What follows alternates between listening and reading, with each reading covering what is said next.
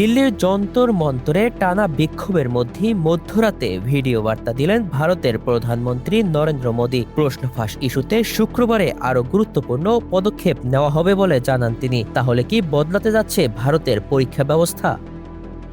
বৃহস্পতিবার গভীর রাতে প্রকাশিত ভিডিও বার্তায় মোদী বলেন, প্রশ্ন ফাঁস কোনো সাধারণ ঘটনা নয়, এটি লাখো শিক্ষার্থী ও তাদের পরিবারের ভবিষ্যতের সঙ্গে জড়িত। তাই গত আড়াই মাসে সরকার একাধিক পদক্ষেপ নিয়েছে। প্রশ্ন ফাঁসের সঙ্গে জড়িতদের গ্রেপ্তার করে জেলে পাঠানো হয়েছে। একই সঙ্গে শিক্ষার্থীদের একটি শিক্ষাবর্ষ নষ্ট না হয় সেজন্য দ্রুত নতুন করে পরীক্ষা নেওয়ার ব্যবস্থাও করা হয়েছে।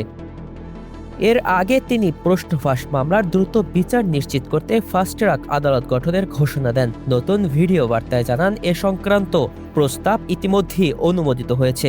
শুক্রবার মন্ত্রিসভায় বিষয়টি আলোচনা হবে, আর আগামী সপ্তাহে সংসদে বিল আনার চেষ্টা করবে সরকার।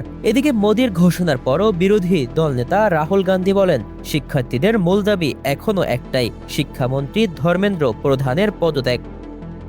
এদিকে উচ্চশিক্ষা সচিব বিনীত যোশীকে বদলি করেছে কেন্দ্র সরকার। নতুন উচ্চশিক্ষা সচিব হিসেবে দায়িত্ব পাচ্ছেন নরেশ কুমার গাঙ্গোয়ার এবং স্কুল শিক্ষা সচিব হিসেবে নিয়োগ পেয়েছেন টিকে অনিল কুমার। অন্যদিকে যন্তর মন্তরে আন্দোলন অব্যাহত রয়েছে। প্রশ্ন ফাঁসের বিরুদ্ধে কঠোর আইন, ফাস্ট ট্র্যাক আদালত আর সরকারের একের পর এক ঘোষণা, এসব কি সত্যি শিক্ষার্থীদের আস্থা ফিরিয়ে আনতে পারবে, নাকি আন্দোলন আরও নতুন মোড় নেবে? সেই উত্তর মিলবে আগামী কয়েকদিনের মধ্যেই। সাইমুম আনাম সাজিদ, মানব কণ্ঠ।